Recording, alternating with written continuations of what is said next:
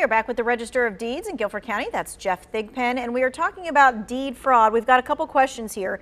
This person's asking, how long does it take to get deed fraud to get resolved? Are we forced out of our home during this whole process?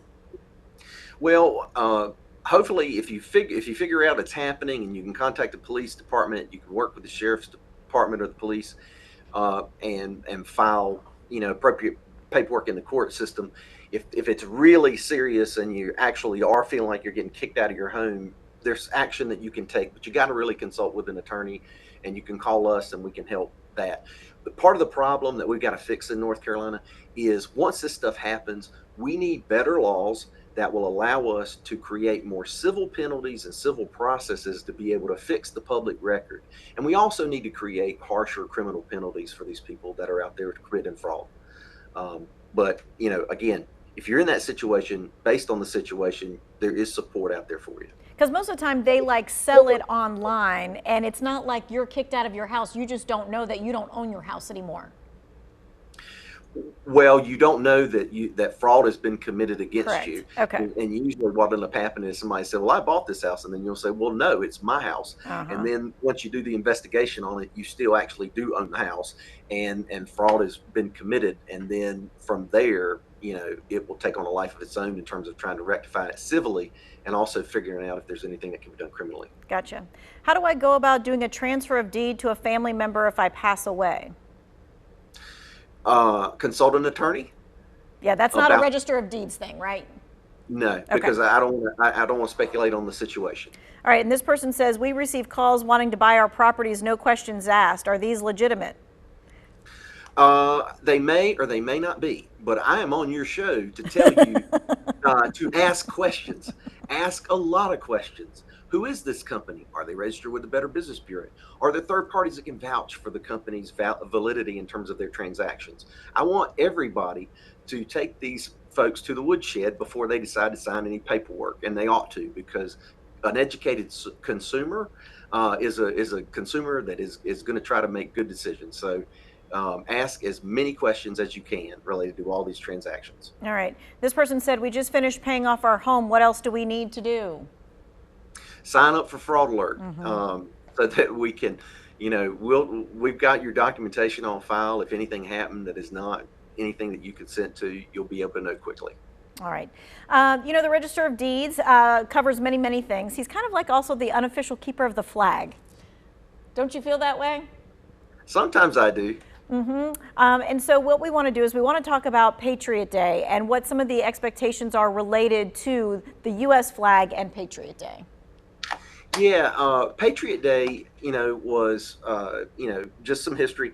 Patriot Day was created in November of 2001 by former President Bush, 2 months after 9/11, National Day of Remembrance. That's the day that we come together next week and we do acts of community service that we remember those people who we lost. And there's several really important moments of silence that we have during that day.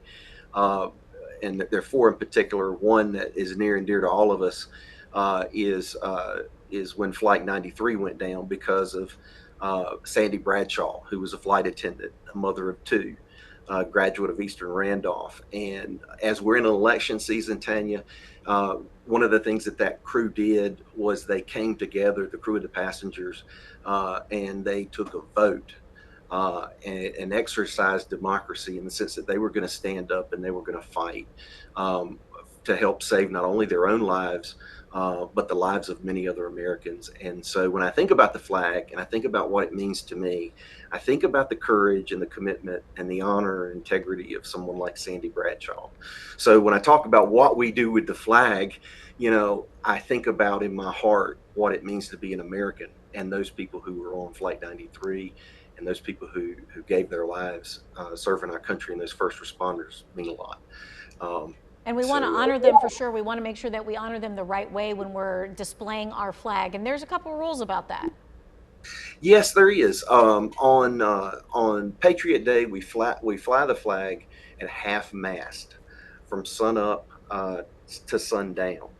That is a unique directive within the resolutions that were passed. and as well as keeping it lit at night if you fly it at night, and the things that we talk about related to it in terms of just, clamping it down on the car, wearing the flag pins on your heart, and acting with care and commitment related to the solemnity of the day and respect for the flag. And if we have a tattered flag, Guilford County helps us dispose of that. Yes, we have the Lance Corporal Christopher Phoenix Jacob Levy Flag Retirement Program.